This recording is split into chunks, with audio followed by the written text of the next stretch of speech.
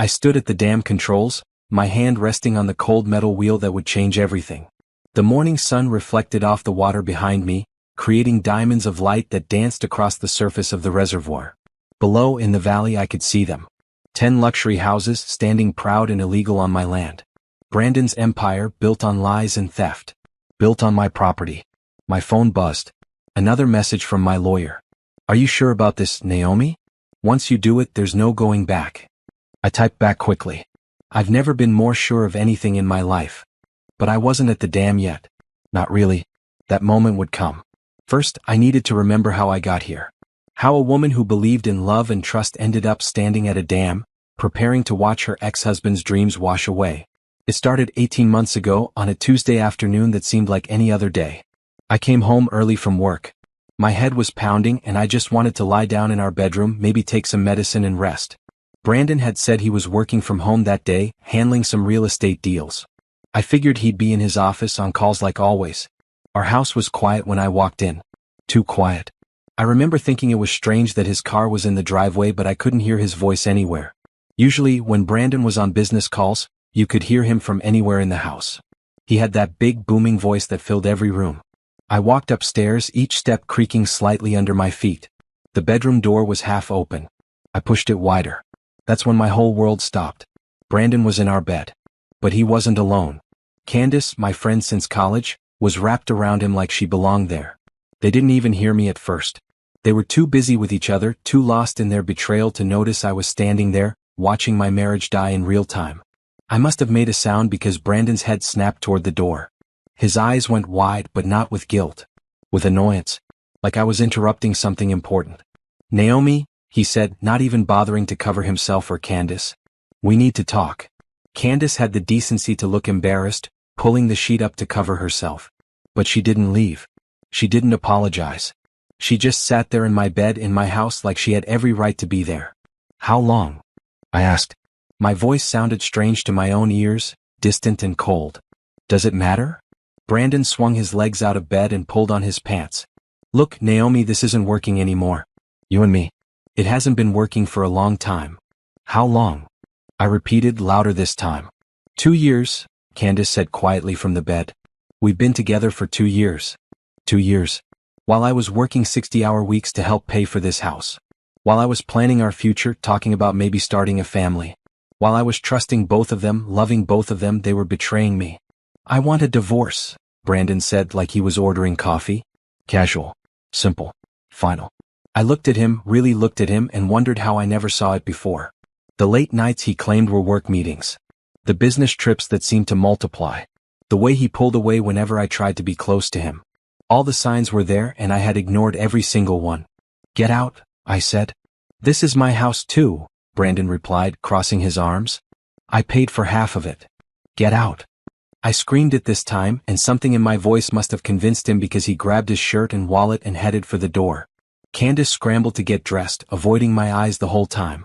At the doorway, Brandon turned back. My lawyer will contact you tomorrow. I want this done quickly and cleanly.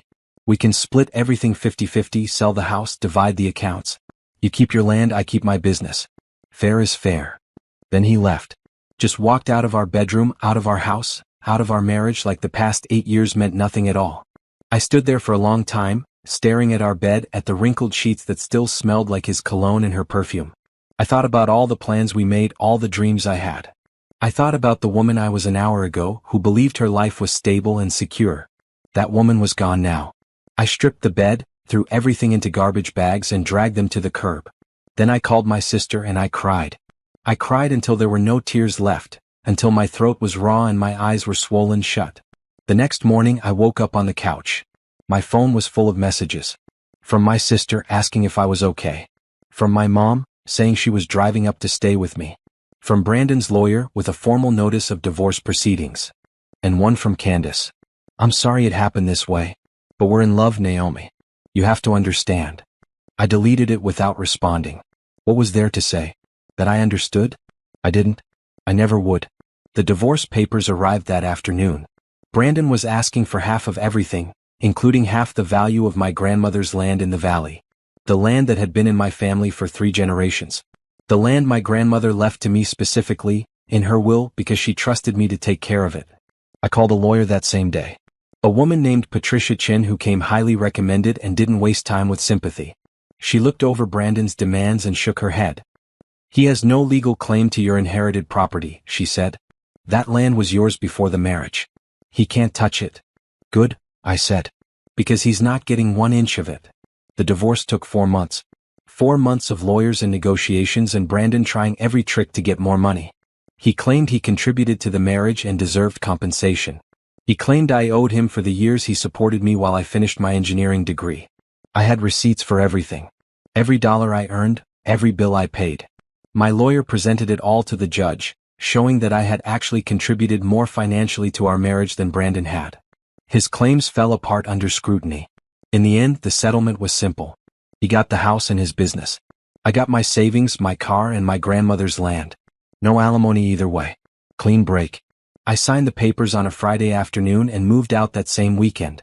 My sister helped me pack my things, carefully avoiding the bedroom where it all went wrong. We loaded up a moving truck and drove to a small apartment across town. You're going to be okay, my sister said as we unloaded boxes. Better than okay. You're going to be amazing. I wanted to believe her.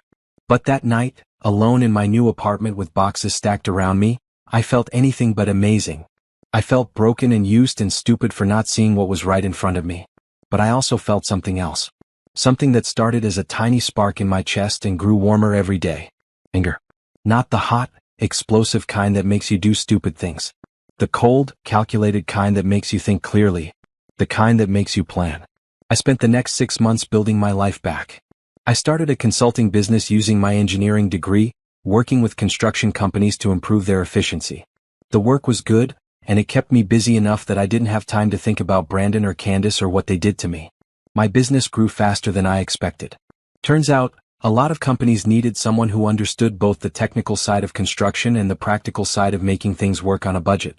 I was good at it and word spread quickly. I made new friends, women who didn't betray me. I renovated my apartment, making it feel like home instead of just a place to sleep.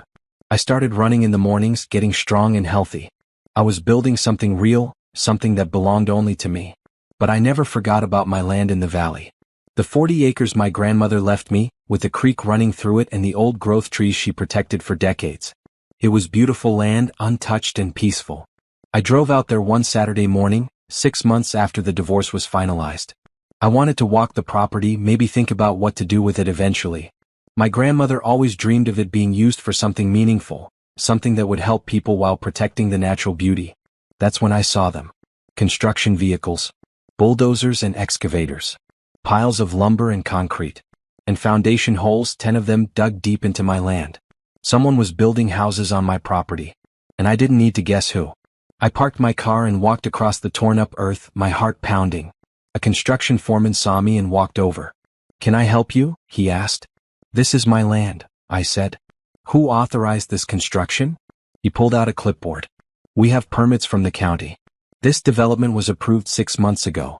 The owner is Brandon Coal Development Company." Brandon. My ex-husband was building on my land. The land he had no rights to. The land the divorce settlement clearly stated was mine alone. I took pictures of everything. The equipment, the foundations, the permits. Then I drove straight to my lawyer's office. Patricia looked at the photos and made a call to the county. When she hung up, her face was grim. Someone filed permits using forged documents that claimed Brandon still had property rights, she said. The county approved them because the paperwork looked legitimate. "Can we stop the construction?" I asked. "Yes, but it will take time. We need to prove the documents were forged, get a court order, and then enforce it. Could be weeks, maybe months. And in the meantime? In the meantime, they'll keep building." I sat back in my chair, feeling that cold anger burn brighter. Brandon thought he could steal from me. He thought I would just let it happen, that I was too weak or too broken to fight back. He was wrong. "Let them build," I said quietly. Patricia looked at me confused. "What? Let them build? Don't stop the construction yet. I need time to think." She opened her mouth to argue, then closed it. Something in my expression must have told her I had a plan. I did have a plan. It was forming in my mind piece by piece. But I needed to be smart about it. I needed to be careful. That night, I went home and pulled out every document my grandmother left me when she died. The deed to the land. The surveys. The water rights. Water rights. I read through the papers again slowly this time. My grandmother's property included partial ownership of an old irrigation dam upstream from the valley. The dam that controlled water flow to several properties including mine. I smiled for the first time in months. Brandon wanted to build his empire on my land? Fine. Let him build. Let him invest every dollar he had. Let him finish those houses and plan his grand opening. Because when he did, I would be standing at that dam. And I would open it. The divorce proceedings started exactly the way Brandon's lawyer promised. Quickly and cleanly. Except it was neither of those things. I sat in Patricia's office 2 days after Brandon left, still numb from the shock. My sister came with me because I couldn't trust myself to make decisions alone. Everything felt unreal, like I was watching my life happen to someone else. They're asking for 50% of all marital assets, Patricia said, sliding a document across her desk. Including 50% of the appraised value of your grandmother's land. No. The word came out sharp and clear. That land isn't marital property. My grandmother left it to me 5 years before I even met Brandon. I know. But his lawyer is arguing that you made improvements to the property during the marriage using marital funds, therefore Brandon has a stake in its increased value. I thought about the work I did on that land. Clearing some brush. Fixing the old fence line. Maybe $3,000 total, all from my own paycheck. I have bank statements showing every penny came from my separate account, I said. The account I had before we got married. Patricia smiled. Good. We'll need all of that. Bank statements, receipts, anything that shows what money was yours alone and what was joint. The next 3 weeks were spent gathering paperwork. I had kept everything because my grandmother taught me to keep records. Every deposit slip, every check, every receipt. My sister helped me organize it all into folders, creating a timeline of my financial independence. Brandon's lawyer tried to paint me as someone who benefited from the marriage, who used Brandon's success to build my own career, who owed him for his support. It was garbage, but it hurt anyway. 8 years of my life reduced to legal arguments about who deserved what. We had our first mediation session in March. I walked into that conference room and saw Brandon for the first time since he left. He looked good. Too good. New haircut, expensive suit, and Candace sitting beside him like she had every right to be there. My hands shook, but I kept my face blank. I wouldn't give them the satisfaction of seeing me hurt. Naomi, Brandon nodded at me like we were business acquaintances. Thanks for being reasonable about this.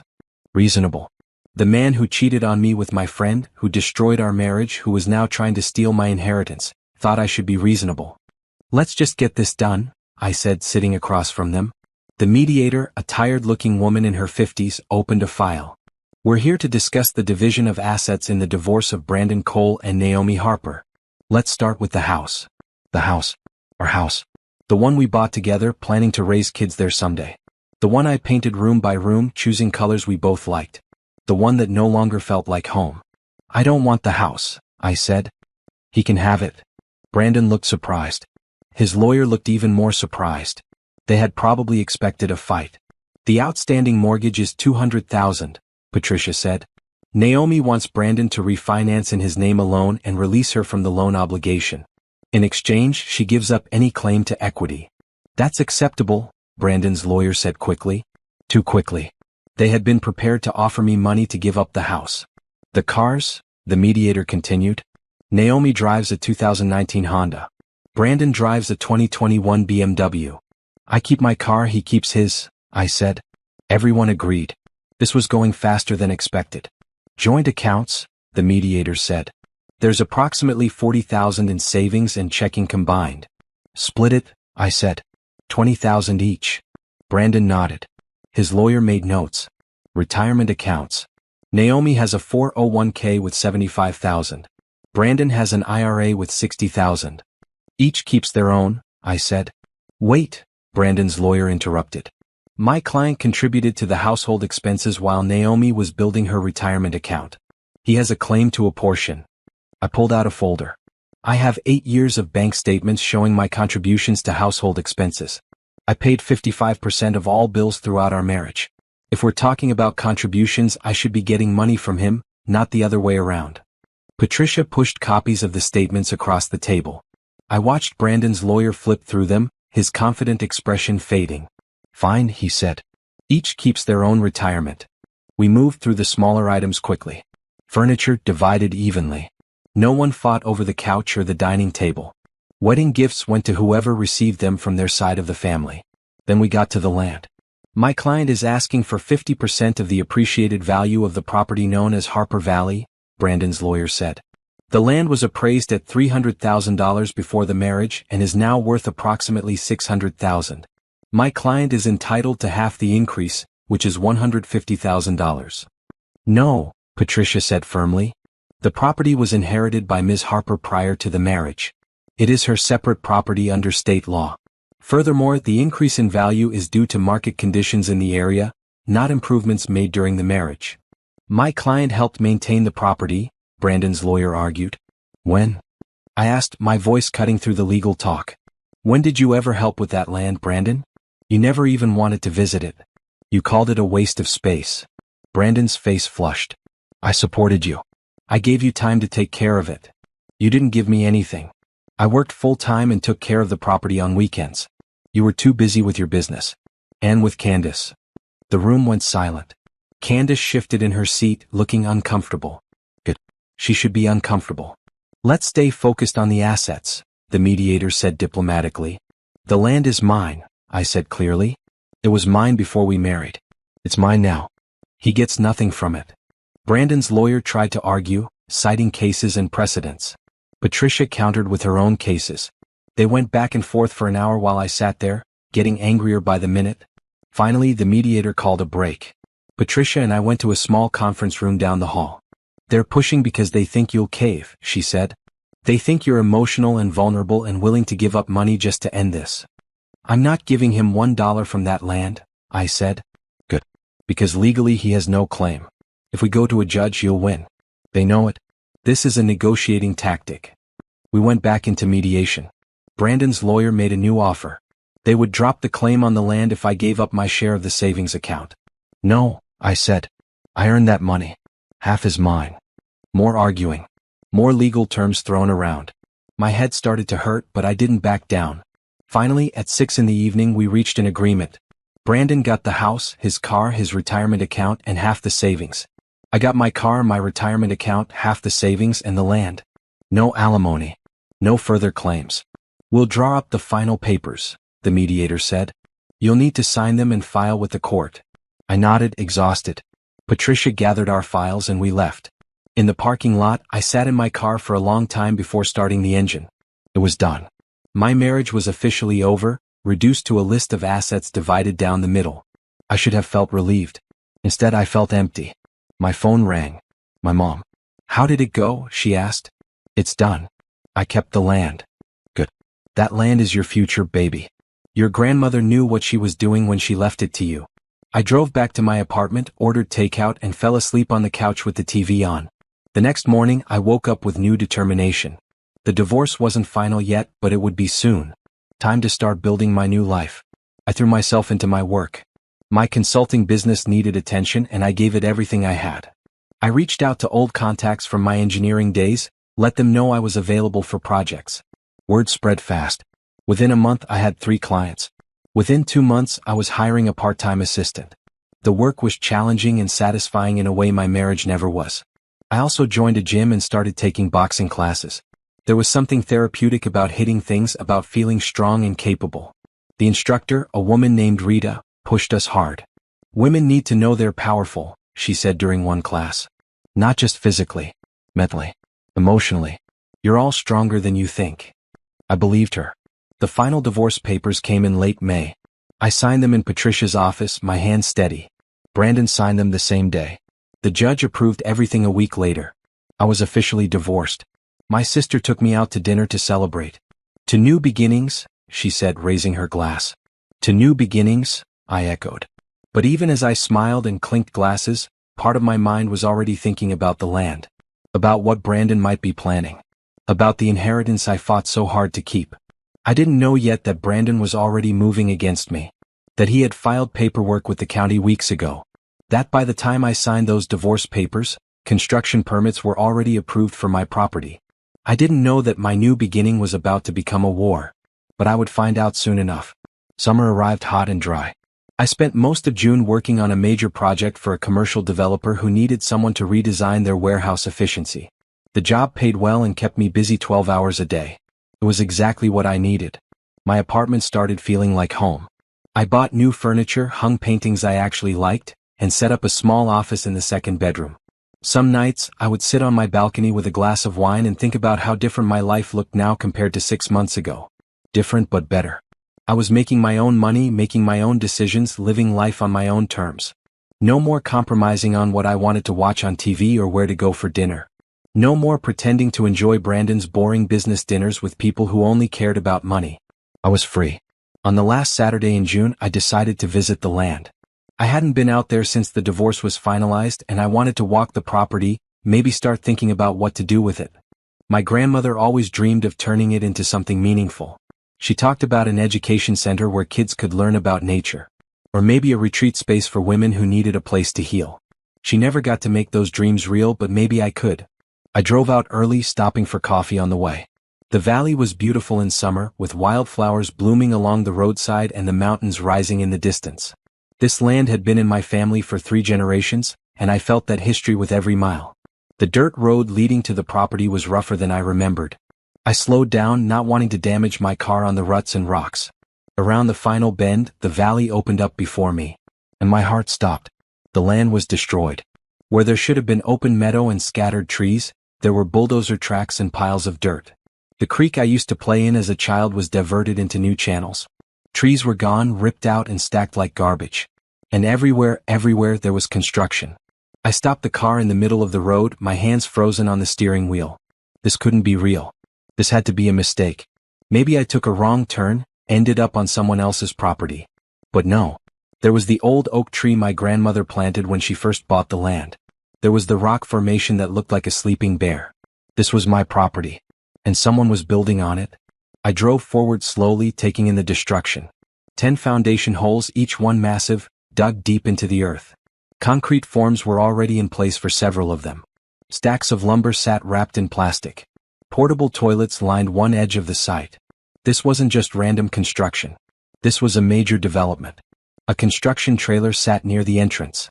I parked next to it and got out, my legs shaking. A man in a hard hat emerged from the trailer, walkie-talkie in hand. "Help you?" he asked, not friendly but not hostile either. "This is my land," I said, my voice coming out stronger than I felt. "Who authorized this construction?" He frowned. "We have all the permits. Let me get the foreman." A minute later, a heavy-set man in his 50s walked over, clipboard in hand. "I'm Mike Torres, site foreman. There a problem?" "Yes, there's a problem. This is my property. I own this land. I never gave anyone permission to build here." Mike looked genuinely confused. He flipped through papers on his clipboard. "Ma'am, we have county permits for this development. Everything was approved 6 months ago. The property owner is listed as Brandon Coal Development Company." Brandon. The name hit me like a punch to the gut. Brandon. My ex-husband was building on my land. "Let me see those permits," I said. Mike hesitated, then handed me the clipboard. I read through the documents, my anger building with every line. The permits were dated 4 months ago, right in the middle of our divorce. The property was listed as belonging to Brandon Coal Development Company. The signature on the ownership documents looked like mine, but I never signed anything. "These documents are forged," I said. "I never signed this. This land was awarded to me in my divorce settlement. It's legally mine." Mike took the clipboard back. "Look, lady, I don't know anything about your divorce. I just know we have legal permits from the county. If there's an issue with ownership, you need to take it up with them and with our client. Your client is my ex-husband. And he's building on my property illegally. If it's illegal, get a court order. Until then, we have jobs to do." He walked away, leaving me standing there among the destruction of my grandmother's land. I got back in my car and took pictures of everything. Every foundation hole, every piece of equipment, every permit number I could see. Then I called Patricia. "Naomi?" she answered on the second ring. "What's wrong?" "Brandon is building on my land. Right now. There are 10 houses being built on my property." Silence on the other end. Then, "Are you sure it's your land?" "I'm standing here right now. It's definitely my land. They have county permits that claim Brandon owns it." "That's impossible." The divorce settlement was clear. "I'll call the county on Monday and find out what happened." "Monday?" My voice rose. They're destroying everything right now, Patricia. There are bulldozers here. Trees are gone. The creek is diverted. Monday might be too late. I understand. But county offices are closed on weekends. First thing Monday morning, I'll file an emergency motion for an injunction. We'll stop the construction. I wanted to scream. I wanted to drive to Brandon's house and confront him. But instead I took deep breaths and tried to think clearly. What should I do now? I asked. Document everything. Take pictures and videos. Don't talk to the construction crew anymore. And definitely don't do anything that could be seen as interfering with the construction. We need to handle this legally. I spent the next 2 hours walking the property, documenting every bit of damage. The old apple trees my grandmother planted were gone. The natural spring that fed the creek was covered with construction equipment. The meadow where I used to lie in the grass and watch clouds was now a grid of foundation holes. By the time I left, I was crying. Not sad tears, but tears of pure rage. That night I couldn't sleep. I kept seeing the destroyed land, kept thinking about Brandon's arrogance. He thought he could take whatever he wanted. He thought I was too weak to stop him. Monday morning, I met Patricia at her office at 7. She already had coffee brewing and files spread across her desk. I called the county first thing, she said. They confirmed that permits were issued for a development on your property 6 months ago. The paperwork shows Brandon Coal Development Company as the owner, with documents transferring ownership from you to the company. Documents I never signed, I said. I told them that. They're investigating, but it could take weeks. The permits were properly filed and approved. Until we can prove they're fraudulent, they remain valid. So he just gets to keep building? Not if I can help it. I filed an emergency motion this morning for a temporary restraining order. The hearing is scheduled for Thursday. If the judge agrees there's a question about ownership, he'll order construction stopped pending a full investigation. Thursday was 4 days away. 4 more days of construction on my land. What are the chances the judge will grant the restraining order? I asked. Patricia hesitated. Honestly? 50-50. We have to prove that you'll suffer irreparable harm if construction continues. Brandon's lawyers will argue that any damage can be compensated financially after the ownership issue is resolved. They're destroying my grandmother's land. How do you put a price on that? I know. And that's exactly what I'll tell the judge. The hearing on Thursday was a disaster. Brandon's lawyers showed up with a team of 3 attorneys, all in expensive suits. They presented the county permits, the ownership documents, and argued that the construction was legal based on properly filed paperwork. I testified about my ownership, about the divorce settlement, about never signing any transfer documents. Patricia presented the divorce decree showing I was awarded the land.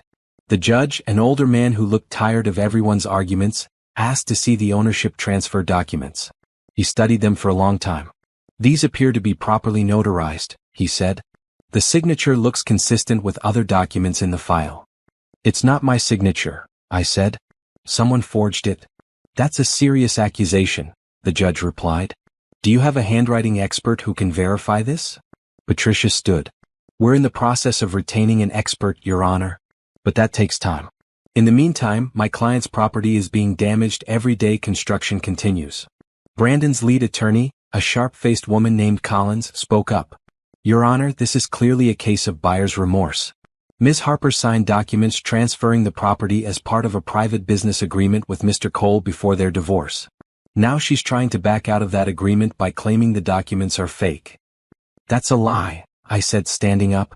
There was no agreement. I never sold him anything. The judge banged his gavel.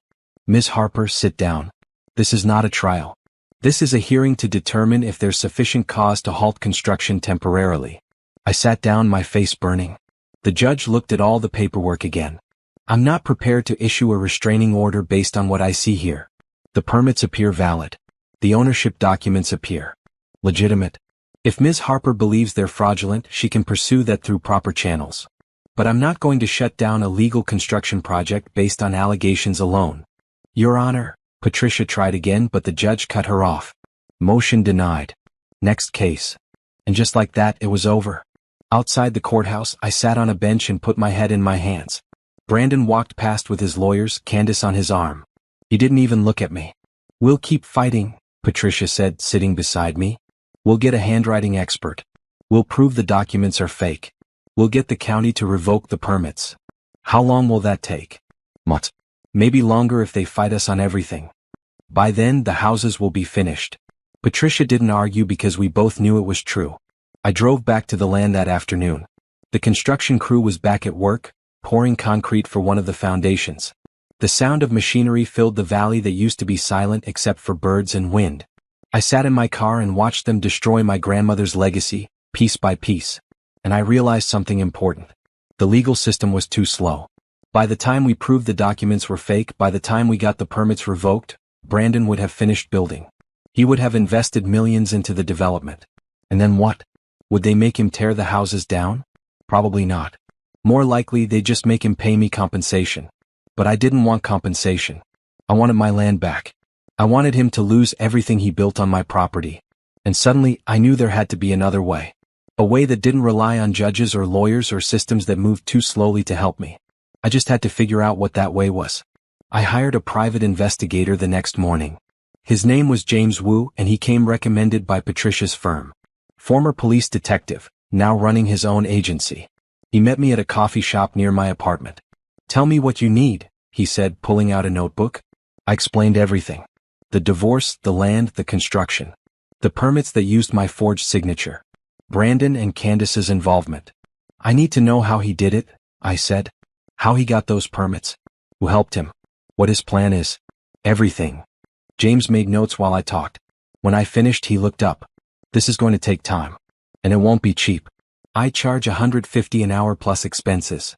I don't care what it costs. I need to know what I'm up against." "Fair enough.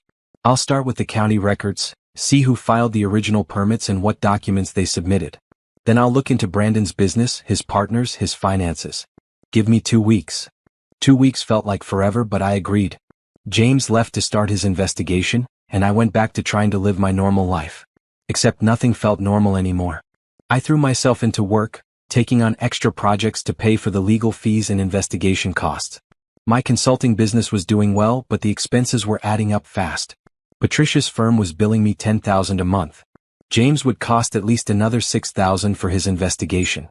And I still had my regular bills to pay. At night, I would lie awake and think about the land. About my grandmother's voice telling me stories of her childhood there. About the oak tree she planted when she was 25. About the creek where my mother learned to swim. All of it being destroyed so Brandon could make money. During the day, I would drive out to the property and take pictures.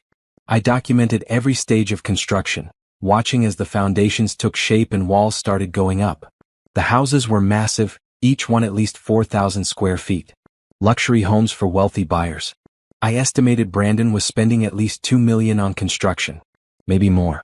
Which meant he expected to sell the houses for way more than that. My land was making him rich. 2 weeks later, James called me. "I have some information. Can you meet today?" We met at the same coffee shop. James had a thick folder of documents. "Your ex-husband is deeper in this than you thought," he said, spreading papers across the table. "Brandon Coal Development Company was formed 4 years ago, during your marriage. The company has built 6 previous developments around the county. Small projects mostly. This valley development is his biggest project yet." "Who else is involved?" I asked. "His partner in the company is Candace Morgan, your ex-friend. They're 50-50 partners." Of course they were. The betrayal went deeper than I thought. "The permits for your land were filed 6 months ago, right in the middle of your divorce proceedings," James continued. "The ownership documents submitted to the county show a transfer of property from you to Brandon Coal Development Company. The transfer is dated 3 years ago. But I never signed anything 3 years ago. I didn't even know Brandon was planning to start a development company. The signature on the transfer documents matches your signature on other official documents. Either someone got very good at forging your signature, or they used an old signature from something else and transferred it to these documents. Can we prove that?" I asked. "Maybe. I have a handwriting expert reviewing everything. But here's the thing. Even if we prove the signature is fake, it could take a year or more to get through all the legal proceedings. By then, the houses will be finished and sold." I felt my stomach sink. "So we can't stop them. Not through legal channels. Not fast enough." We sat in silence for a moment. Then James leaned forward. "There's more," he said. "I dug into Brandon's finances. He's heavily leveraged. He took out loans against his other properties to fund this development. If this project fails, he loses everything." "What do you mean, everything?" His house. His other developments. His business. Everything. He's betting it all on this valley project. I thought about that. Brandon was risking everything he had built, which meant this development had to succeed. He had no backup plan. Do you know when he plans to sell the houses? I asked. James pulled out another document. According to the permits and construction timeline, the houses should be finished in 6 months. I found promotional materials for a grand opening event. He's planning a huge marketing push. Luxury valley living, exclusive development, limited availability. Starting prices of $800,000 per house. I did the math quickly. 10 houses at $800,000 each. That was $8 million in sales. Minus the $2 million for construction and probably another $1 million for land development and marketing costs. Brandon would make around $5 million in profit. $5 million. Built on my stolen land. There's one more thing, James said, pulling out a magazine mock-up. They're planning to announce it as a couple's project. Brandon and Candace building their future together. The whole romantic angle is part of the marketing. He showed me the promotional materials. Beautiful photos of the valley, descriptions of luxury living, and at the bottom, a photo of Brandon and Candace. The text said, "Built with love by Brandon Cole and Candace Morgan." I felt sick. I want to know everything about their timeline, I said. When each house will be finished. When they plan to open sales. Who their target buyers are. Everything. I can do that. But Naomi, I have to ask. What are you planning? I don't know yet. But I need to understand the full picture before I can figure out how to fight back. James studied me for a moment. Be careful. Whatever you're thinking, make sure it's legal. I can't help you if you cross lines. I'm not planning anything illegal. I just want justice. He nodded slowly. I'll keep digging. Give me another week. After James left, I sat in the coffee shop for a long time, thinking. Brandon had bet everything on this project. He was counting on those sales to pay off his loans and make him rich. The whole development was built on a foundation of fraud, but proving that fraud would take too long to matter. Unless I found a different way to make the development fail. I thought about water. The valley flooded sometimes in heavy rain. My grandmother told me stories about water flowing through in spring, fed by snowmelt from the mountains. But there hadn't been major flooding in decades. That night, I pulled out all my grandmother's old papers. Deeds, surveys, water rights documents. I read through everything carefully, looking for anything that might help. That's when I found it. Buried in the back of an old file folder, a document dated 1956. My great-grandfather's signature was at the bottom. Agreement for shared water rights and irrigation system management. My hands shook as I read through the legal language. The document gave my family partial ownership and control of an old irrigation dam upstream from the valley. The dam was built in the 1940s to control water flow for farming. Over the years, as farming declined, the dam fell into disuse. But the ownership rights remained. I had partial ownership of a dam that controlled water flow to my property. The next morning, I called a water rights attorney. She reviewed the documents and confirmed what I suspected. These rights are still valid, she said. The dam is technically under joint management of 3 families who owned land in the area. 2 of those families sold their land decades ago, but the water rights weren't explicitly transferred. Which means you might have majority control of dam operations. What does that mean practically? It means you have a legal right to manage water flow from that dam. Within certain boundaries, of course. You can't cause flooding that damages other properties. But you can control water flow to your own land. Even though someone else is building on my land right now? The water rights are separate from land ownership. Even if someone else claims to own the land, you still have water rights. They're 2 different legal issues. I thanked her and hung up, my mind racing. Brandon built his entire development in a valley that I controlled the water supply to. He never checked the water rights. He never thought about the old dam. He just assumed he could build and everything would be fine. But I had control of the dam. And that dam could release a lot of water. I drove up to the dam the next day. It was old and not well maintained, but still functional. A small creek flowed out of it, controlled by a wheel valve that looked like it hadn't been turned in years. I called an engineer I knew from my consulting work. I need someone to assess an old dam. Tell me if it's functional and what would happen if the floodgates were opened. He met me at the dam 2 days later. We spent 3 hours examining the structure, the gates, the water flow channels. It's old but solid, he said finally. The gates can be opened. If you released all the water at once, you'd flood the valley downstream. How much flooding would depend on how much water is in the reservoir and how long you kept the gates open. Would it be dangerous? Would anyone get hurt? Not if you did it right. Give warning, make sure no one is in the valley. The water would flow through fast, cause some erosion and flooding, then drain away within a few hours. What about buildings? What would it do to houses? He looked at the valley below. Depends on the foundations.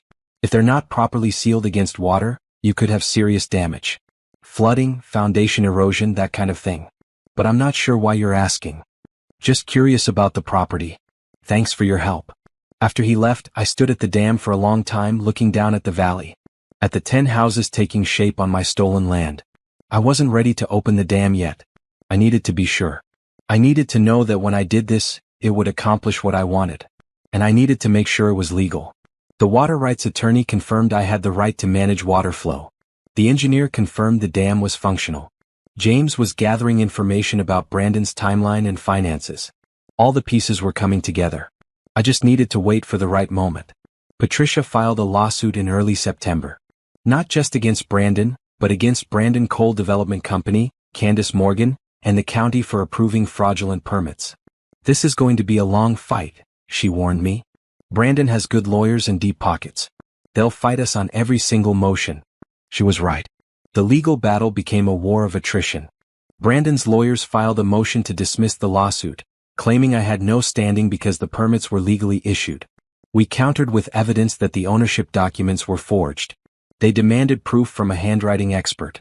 We hired an expert. She analyzed the signature on the transfer documents compared to my real signatures on other official papers. Her report was 40 pages long and concluded that the signature on the transfer was likely forged. Likely?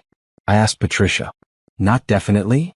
Handwriting analysis isn't an exact science. She can say it's highly probable the signature is forged, but she can't be 100% certain. Brandon's lawyers will use that uncertainty to fight us. They did. They hired their own expert who said the signature looked authentic. Now we had 2 experts contradicting each other. The judge ordered a hearing to determine the validity of the signature. That hearing was scheduled for November, 3 months away. 3 months? I asked, incredulous.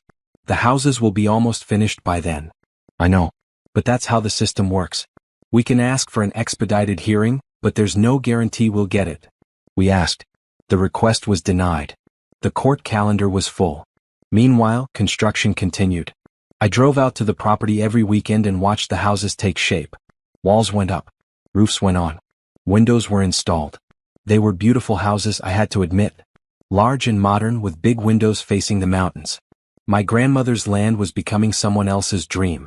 I focused on my business to stay sane. My consulting company was growing faster than I expected. I hired 2 full-time employees and moved into a small office space. The work was demanding but satisfying. At night, I would research water law and dam operations. I read everything I could find about irrigation systems, water rights, and legal uses of water control. I wanted to be absolutely sure that what I was planning was legal before I did anything. The water rights attorney confirmed again that I had the right to manage the dam. As long as you're not intentionally causing damage to other properties, you can control water flow to your own land. It's within your rights. What if the water flow causes incidental damage to structures on my land that I didn't authorize? She thought about that. That would be between you and whoever built those structures. If they built without your permission, they accepted the risk of existing conditions on the property, including water flow. In October, we had our first major court hearing. Both sides presented evidence about the signature. The handwriting experts testified. Brandon testified that he and I had an agreement for the property transfer, even though he couldn't produce any written agreement beyond the forged documents. I testified that no such agreement existed. That I never would have sold him my grandmother's land. That the signature wasn't mine. The judge listened to everything and then said he needed time to review the evidence. He would issue a ruling in 30 days. 30 more days of waiting. After the hearing, I saw Brandon and Candace in the courthouse hallway. They were talking with their lawyers, looking confident. Candace saw me and quickly looked away. But Brandon met my eyes. "You're wasting your time with this lawsuit," he said, walking over. "The permits are valid. The construction is legal. You're just mad because you didn't think of it first. You forged my signature and stole my land," I said quietly. "That's fraud. And you know it. Prove it in court." "Oh wait, you're trying. How's that working out for you?" "Brandon, come on," Candace said, pulling at his arm. "Let's go." But he didn't move. You always were naive, Naomi. You think the world is fair. You think justice matters. But it doesn't. Money matters. Power matters. And I have both. For now, I said. Something in my voice made him pause. He studied my face like he was trying to figure out what I meant. Then he laughed. You can't touch me. You're just an ex-wife with a grudge. I'm building an empire. Empires fall, I said. He walked away, Candace beside him. I watched them go, my anger cold and clear. Patricia came up beside me. You okay? I'm fine. How long until the judge rules? 4 weeks, maybe less. Try not to think about it. But I couldn't stop thinking about it. The legal battle was consuming my life. Every day brought new motions, new arguments, new delays. Brandon's lawyers were good at dragging things out, at finding procedural issues that required more hearings. James called me in late October. I have the timeline for the development. The houses will be finished by the end of January. They're planning a grand opening event on February 10th. Press, buyers, the whole thing. They've already started marketing to potential buyers. Have they sold any houses yet? No. Brandon is waiting until they're completely finished. He wants buyers to see the final product. He thinks he'll get better prices that way. Which meant Brandon's money was still tied up in the development. He hadn't recouped any of his investment yet. If something went wrong before those sales closed, he would be in serious financial trouble. The judge's ruling came down in mid-November. I was at my office when Patricia called. We won the motion on the signature, she said. The judge agrees there's sufficient evidence that the signature on the transfer documents is likely forged. My heart leaped. So we can stop the construction? Not yet. The judge is ordering a full investigation by the county. They have to review all the permits and ownership documents. But he's not issuing a stop work order yet because construction is so far along. He doesn't want to cause unnecessary economic harm if it turns out the permits are eventually validated. What? How does that make sense? If the signature is forged, the permits are invalid. I know. But Brandon's lawyers argued that stopping construction now would cost millions. The judge wants more investigation before making that decision. The county has 60 days to complete their review. 60 days. By then, the houses would be finished. I hung up the phone and put my head on my desk. I was winning the legal battle, slowly. But too slowly to matter. That night, I drove up to the dam. I stood there in the dark, listening to water flow through the creek. The reservoir was full from fall rains. There was a lot of water behind that dam. I thought about my grandmother. About the story she told me. About how she always said that sometimes you have to be patient, wait for the right moment, and then act decisively. The right moment was coming. I could feel it. I just had to wait a little longer. I decided to stop watching the construction. Driving out to the valley every weekend was making me bitter and angry, emotions that weren't helping me build my future. So I focused on what I could control, my business. My consulting company, Harper Engineering Solutions, was thriving. Word spread quickly that I was good at solving complex problems efficiently. I had clients in 3 states now, all needing help with construction optimization, workflow improvements, and project management. In December, I hired 3 more employees. Janelle, a sharp recent graduate with a degree in civil engineering. Marcus, a project manager with 15 years of experience. And Beth, an administrative assistant who kept everything organized. We moved into a bigger office space in January. The new office had large windows overlooking downtown, a conference room for client meetings, and individual offices for everyone. I stood in my new office on the first day and felt genuine pride. I built this. Not with Brandon's help or anyone else's. This company was mine. To new beginnings, Janelle said at our office warming party, raising a glass of champagne. To new beginnings, everyone echoed. My personal life was improving too. I joined a book club and made friends with women who had their own careers and lives. We met every other Tuesday to discuss books and ended up talking about everything else. Relationships, work, family, dreams. One of the women, Angela, owned a small bakery. Another, Tanya, was a lawyer specializing in environmental cases. A third, Denise, taught at the local university. They were smart, independent, and supportive in ways Candace never was. You're doing amazing, Angela told me one evening after book club. Seriously? Your ex-husband is an idiot for letting you go. He didn't let me go. He threw me away for someone else, I said. Then he's an even bigger idiot. His loss, your gain. I started dating again in January, though nothing serious. A few coffee dates, one dinner that went nowhere, and a hiking trip with a nice guy who talked too much about his ex-girlfriend. I wasn't ready for a relationship and that was okay. I was learning to be happy alone. My sister visited in late January. We spent the weekend shopping, watching movies, and talking about everything that had happened in the past year. "You're different," she said Sunday morning over breakfast. "Stronger. More confident." "I had to be," I said. "Falling apart wasn't an option." "I'm proud of you. Mom is too. We were worried after the divorce, but you've handled everything so well." "I'm still handling it. The legal battle isn't over. But you're not letting it destroy you. That's what matters." She was right. A year ago, I was the woman who cried on her couch after discovering her husband's betrayal. Now I was the woman who ran her own successful business, had real friends, and was building a life she could be proud of. But I never forgot about the land. About Brandon's theft. About the empire he built on my stolen property. James called me in early February with an update.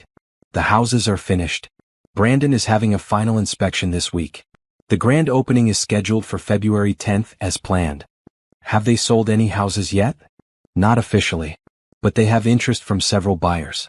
Brandon expects to close sales on at least 5 houses within a month of the grand opening. 5 houses at $800,000 each. $4 million. Half Brandon's expected profit."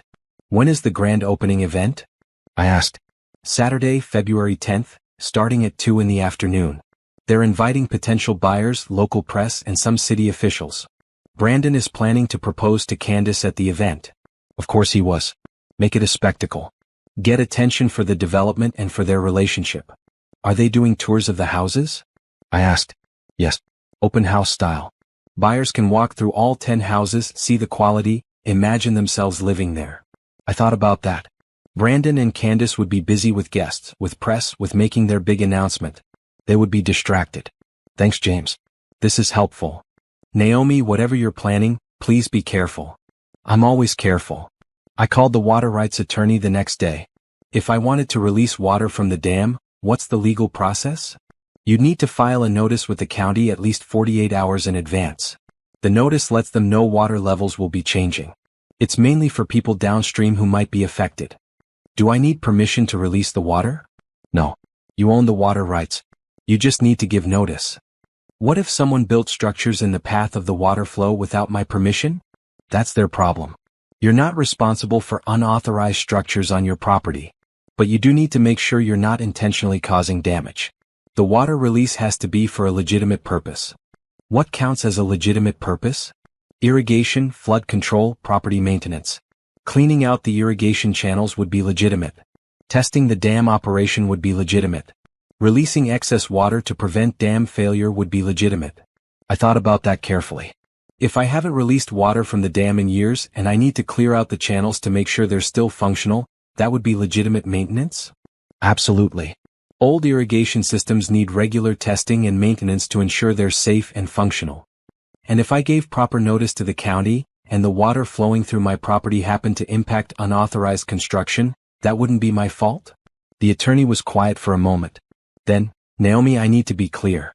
You can't use water rights as a weapon. If you're deliberately trying to damage someone's property, that's illegal, even if they built on your land without permission." "I understand. But if I'm doing legitimate maintenance on my dam and irrigation system, and someone else's unauthorized construction happens to be in the way, that's not my fault, right?" "Right. As long as your primary purpose is legitimate maintenance, and you give proper notice, you're within your rights." "Thank you. That's what I needed to know."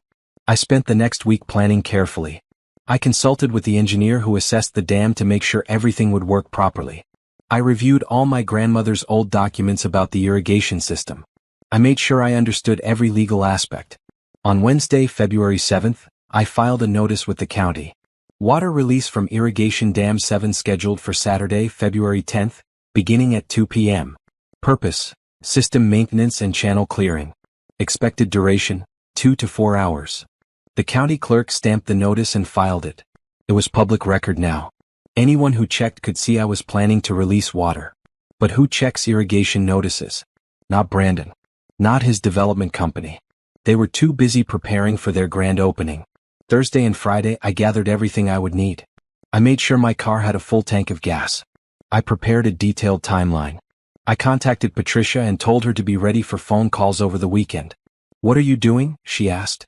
Legitimate property maintenance, I said. Naomi, please tell me you're not doing anything illegal. I'm not. I've consulted with 3 different attorneys.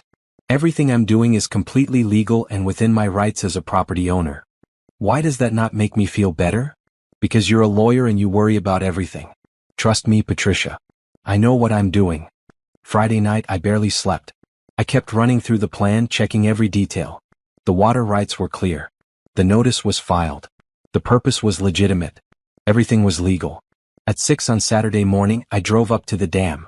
The sun was just rising, painting the sky pink and gold. The reservoir was full from winter rains. Behind that dam was enough water to fill the valley. I checked the gate mechanisms. The engineer had serviced everything last week, making sure it was all functional and safe. The wheel valve turned smoothly. The gates would open without any problems. I sat in my car and waited. At 10 I called James. It's happening today, I said. Brandon's grand opening is at 2. I'm releasing water from the dam at 2.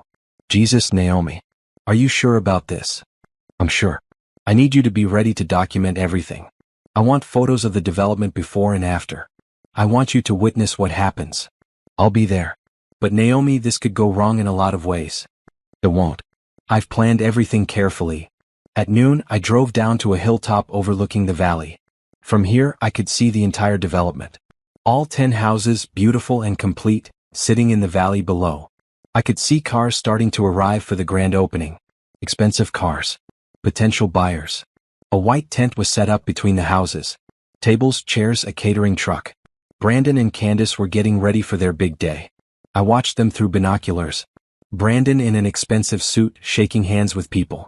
Candace in a designer dress, smiling and playing the gracious hostess. They looked happy. Successful. They had no idea what was coming. At 1:30, I drove back up to the dam. I stood at the controls, my hand on the wheel valve that would open the gates. At 1:55, I took out my phone and started recording video. At 2 o'clock exactly, I began turning the wheel. The wheel was hard to turn at first. Years of rust and disuse made it stiff. But slowly it moved. I could hear the gates groaning as they opened. Water began to flow. At first just a trickle. Then more. And more. The sound grew from a whisper to a roar as thousands of gallons of water rushed through the opening gates and into the old irrigation channels below. I watched the water flow down the hillside, following the channels carved out decades ago by my great-grandfather. Channels that ran directly through my grandmother's land in the valley. Channels that Brandon never bothered to check before he started building. The irrigation system was designed to flood the valley for farming. That was its purpose. And it still worked perfectly. I recorded everything on my phone. The dam, the water release, the flow through the channels. All documented. All legal. Then I drove back down to my hilltop vantage point. James was already there with professional camera equipment. This is crazy, he said, but he was smiling. Brilliant but crazy. Just document everything, I said. We watched through binoculars as the water reached the valley. At first, people didn't notice. They were inside the houses, touring rooms, admiring finishes. The party was in full swing under the white tent. Then someone noticed water flowing across the ground. I saw them point, saw others turn to look. The flow was increasing now as more water came from the dam. The old irrigation channels did exactly what they were designed to do. They directed water through the property, spreading it across the valley floor. Right through the foundation holes where Brandon's houses sat. I watched as water began pooling around the foundations. The houses were sealed against rain, but they weren't designed for this much water. The irrigation system was meant to deliver thousands of gallons for farming. It did that perfectly. Water started seeping into foundation cracks. I saw it flowing into basement spaces through small gaps around pipes and cables. The houses weren't designed to be waterproof against sustained flooding. People started running out of the houses. I could see panic, could see Brandon trying to control the situation. Someone was on a phone, probably calling emergency services. But there was no emergency. This was controlled water release from a legal dam operation. I had filed proper notice. I was doing legitimate maintenance. The water kept coming for 2 hours exactly as I planned. 2 hours of continuous flow through those irrigation channels, flooding the valley just like it was designed to do. James took pictures of everything. The water flow. The flooding. The chaos at the development.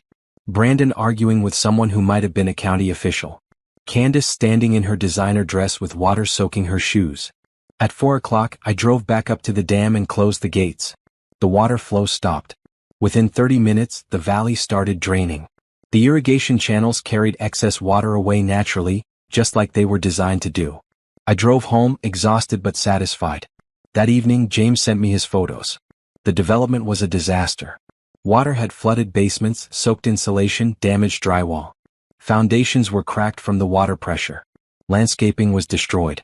Brandon's empire, built on stolen land, was drowning. Sunday morning, my phone started ringing early. Patricia called first. "What did you do?" she asked. "Legitimate dam maintenance. I filed proper notice with the county on Wednesday. Everything was legal.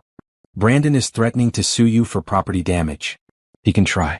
But he can't sue me for damage to structures he built illegally on my property without permission. Especially when I gave proper notice about water release and he ignored it." Patricia was quiet for a moment. Then she laughed. "You planned this carefully, didn't you?" "Very carefully. I consulted with 3 different attorneys. The water release was legal. The purpose was legitimate. The notice was properly filed.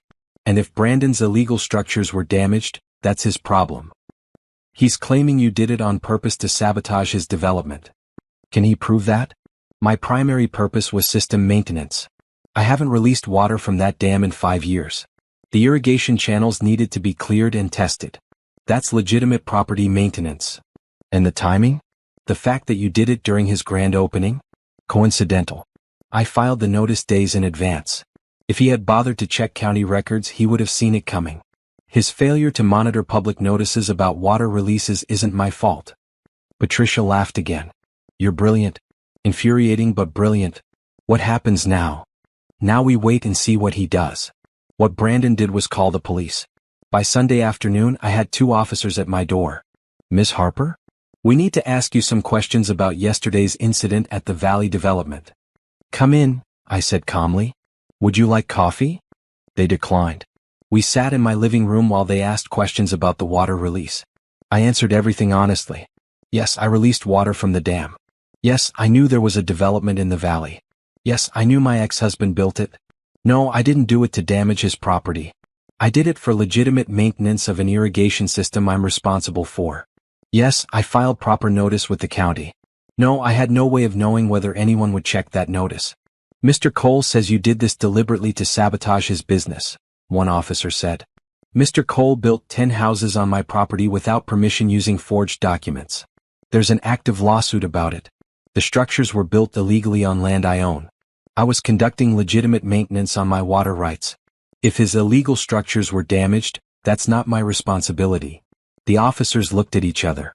"This sounds like a civil matter," one said. "Property disputes aren't usually criminal unless there's clear intent to commit a crime. I committed no crime. I exercised my legal rights as a property owner." They asked a few more questions, took notes, and left. "Someone from the district attorney's office might contact you," they said. "But this looks like a civil issue, not criminal." After they left, I called the water rights attorney. "The police came to my house asking questions. Did you answer them?" "Yes. I told them the truth. Everything I did was legal." "Good. If the district attorney calls, refer them to me. But I don't think they'll pursue anything. You followed all the rules. You filed proper notice. You have legitimate water rights. The fact that someone built on your property without permission isn't your problem." Monday morning, I went to work like normal. My employees knew something had happened over the weekend, but I didn't discuss it. This was my personal business, separate from the company. That afternoon, Patricia called. "Brandon filed for an emergency restraining order to prevent you from releasing any more water from the dam." "On what grounds?" "Property damage. He's claiming you're using water rights as a weapon." "When's the hearing?" "Tomorrow at 2. Can you be there?" "I'll be there." Tuesday, I walked into the courtroom ready for a fight. Brandon was there with his lawyers. Candace sat behind him, looking exhausted. I saw dark circles under her eyes, worry lines on her face. Good. She should be worried. Brandon's lead attorney stood up. "Your Honor, this is a clear case of malicious property damage disguised as maintenance. Ms. Harper deliberately released water from a dam during my client's grand opening event, destroying months of work and causing hundreds of thousands of dollars in damage." The judge looked at me. "Ms. Harper, how do you respond?" Patricia stood. "Your Honor, Ms. Harper owns water rights to that dam. She filed proper notice with the county as required by law 48 hours before the water release. The purpose of the release was legitimate maintenance of an irrigation system that hasn't been used in 5 years. The fact that Mr. Cole built structures on Ms. Harper's property without permission, and that those structures were damaged by illegal water flow, is not Ms. Harper's responsibility.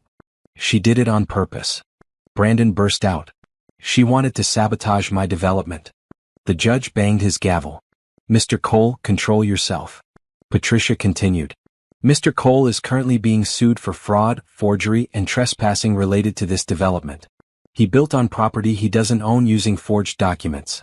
Any damage to his structures occurred because he chose to build in the path of a legally operating irrigation system on someone else's property. Brandon's lawyer tried to argue that I should have warned them directly. Patricia countered that filing public notice with the county was sufficient. I wasn't required to personally notify everyone who might be affected. The judge looked through all the documents. The water rights, the filed notice, the evidence of Brandon's forged permits. I'm not granting the restraining order, he said finally. Ms. Harper followed proper procedure for water release. She filed appropriate notice. The fact that Mr. Cole built structures without proper authorization from the actual property owner is not Ms. Harper's fault. If he wants to prevent future damage, he should stop building on property he doesn't own. Your Honor, Brandon's lawyer started to protest. Decision is final. This court is adjourned. Outside the courthouse, Brandon confronted me. You think you're so smart, don't you? You think you won? I didn't do anything illegal, Brandon. Unlike you. Those houses are worth millions. You just destroyed millions of dollars in property. Property you built on my land using forged documents. How stupid do you have to be to build on someone else's property without checking water rights? His face went red. This isn't over. You're right. It's not. The county is still investigating your forged permits. The fraud charges are still pending. And your development is flooded. How are you going to sell those houses now? Who wants to buy a luxury home with a damaged foundation and water-soaked insulation? He didn't have an answer for that. He just turned and walked away, Candace following behind him. I drove back to my office feeling lighter than I had in months. Brandon's empire was crumbling. And it was all completely legal.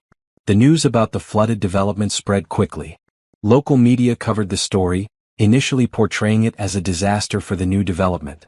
But as more details emerged about the forged permits and property dispute, the narrative shifted. By Wednesday, headlines read, "Developer accused of building on stolen land," and "Luxury homes flooded in property rights dispute." James called me with updates. Brandon is scrambling. He's trying to repair the damage, but several buyers backed out after seeing the flooding. His insurance company is refusing to cover water damage because it resulted from a legal operation he should have anticipated. How bad is the damage? I asked. Bad enough. 3 of the houses need complete foundation repairs. All of them have water damage to some extent. He's looking at least $500,000 in repairs, probably more. And that's if he can get contractors to work on property with disputed ownership. Can he sell any of the houses? Not until the ownership issue is resolved.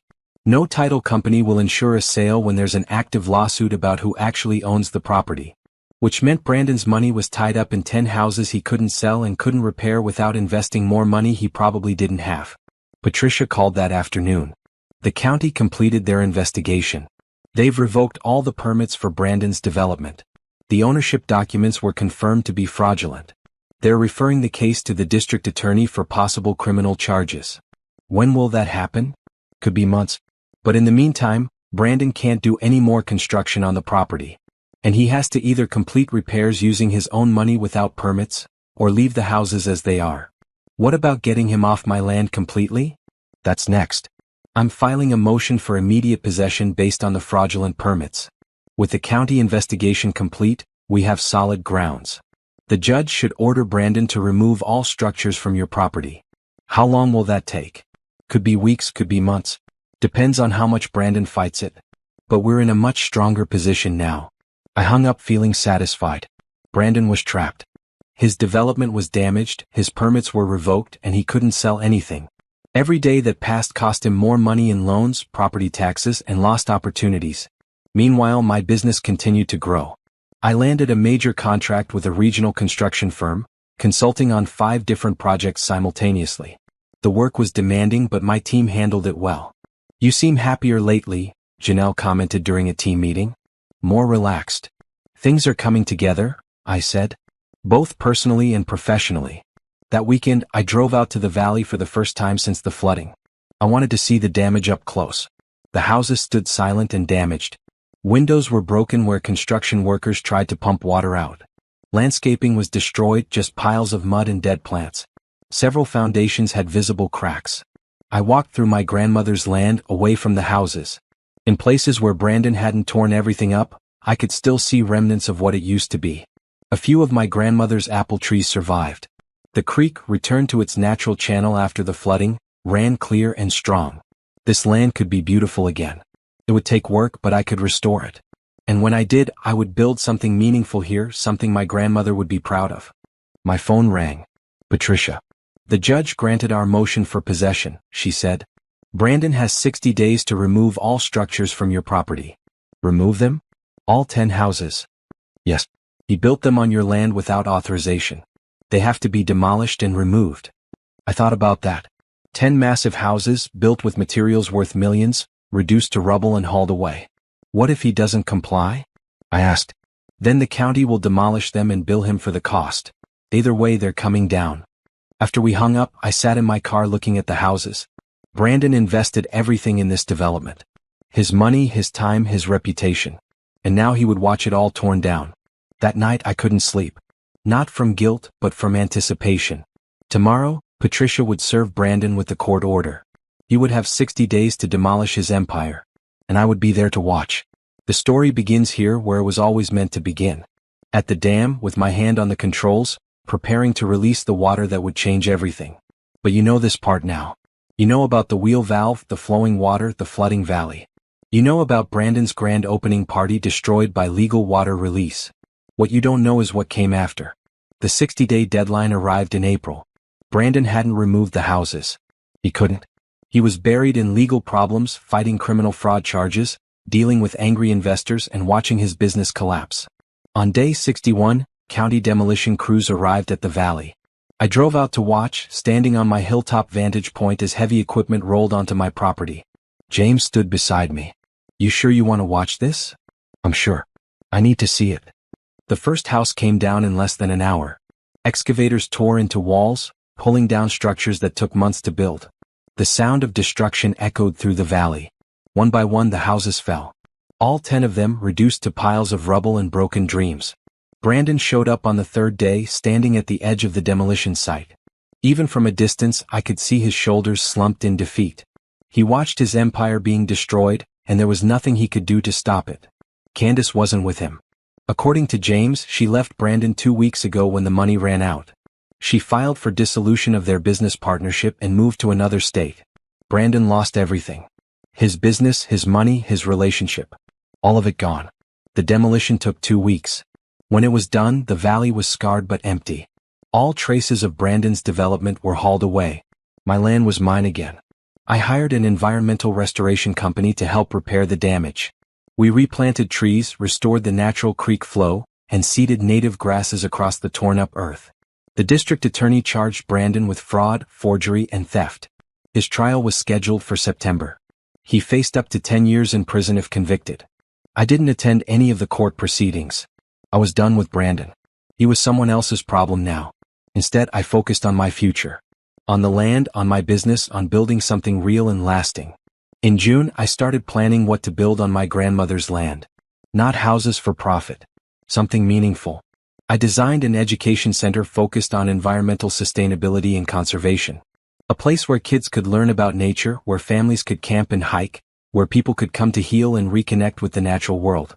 It would take years to build. Years of planning and fundraising and hard work. But that was okay. I had time. My business continued to thrive. By summer, I had 10 employees and clients in 5 states. Harper Engineering Solutions became known for solving complex problems efficiently and ethically. I also started dating someone new. His name was Jordan, a teacher at the local high school. We met at a friend's barbecue in July. He was kind and funny and had no interest in impressing anyone. We took things slowly, building friendship before romance. What's your story? He asked on our third date. How does someone become such a successful engineer? I told him about my grandmother, about the land, about building a business from nothing. I told him about the divorce, though I kept the revenge details vague. Sounds like you've had a tough year, he said. Tough but good. I learned a lot about who I am and what I'm capable of. I like who you are, he said simply. We kept seeing each other. No pressure, no promises, just two people enjoying each other's company.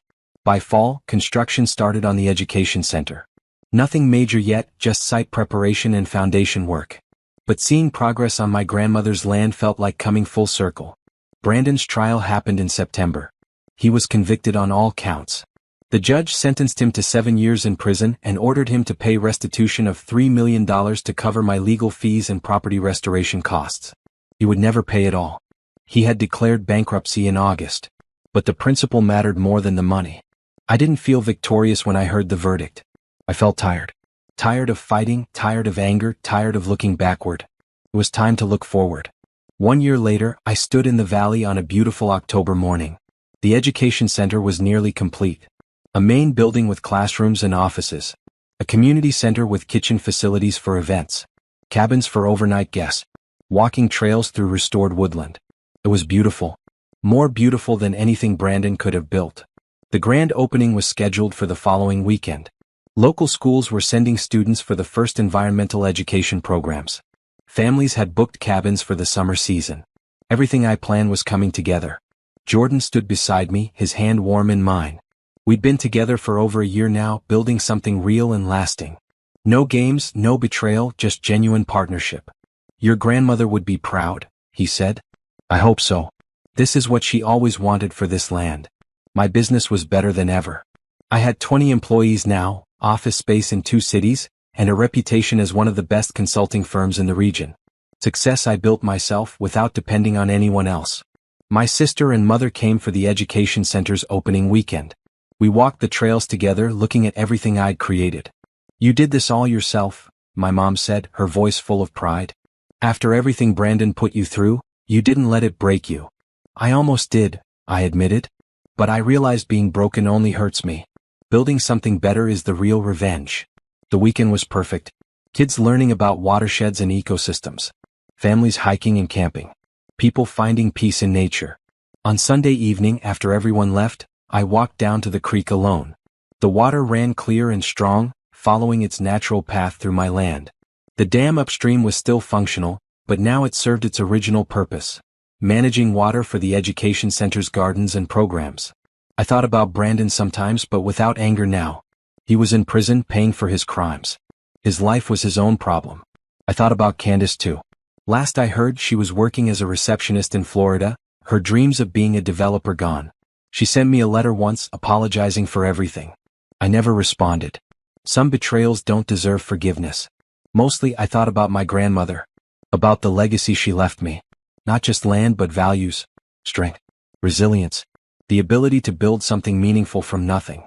Jordan found me by the creek as the sun was setting. Ready to go? Almost. I just wanted to say thank you. To who? To the land. To my grandmother. To myself, I guess. For having the courage to fight for what was mine.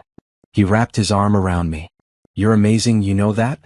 I'm just someone who refused to give up. We walked back to the car as stars began appearing in the darkening sky. Tomorrow I would go back to running my business, managing the education center, living my life. But tonight I allowed myself to feel satisfied with everything I'd built. Brandon tried to destroy me.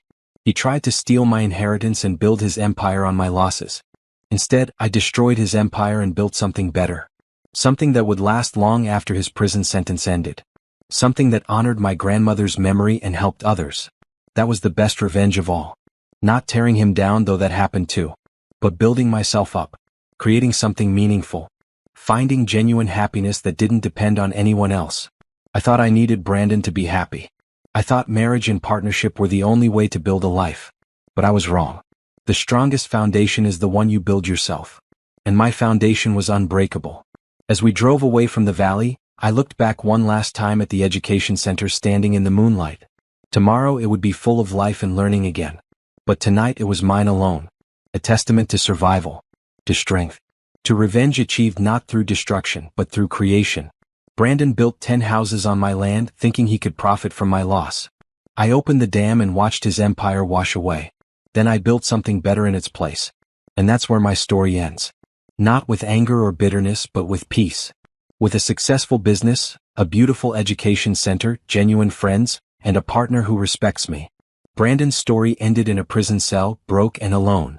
Mine ended in a valley full of life, surrounded by everything I built myself. That's the difference between theft and creation.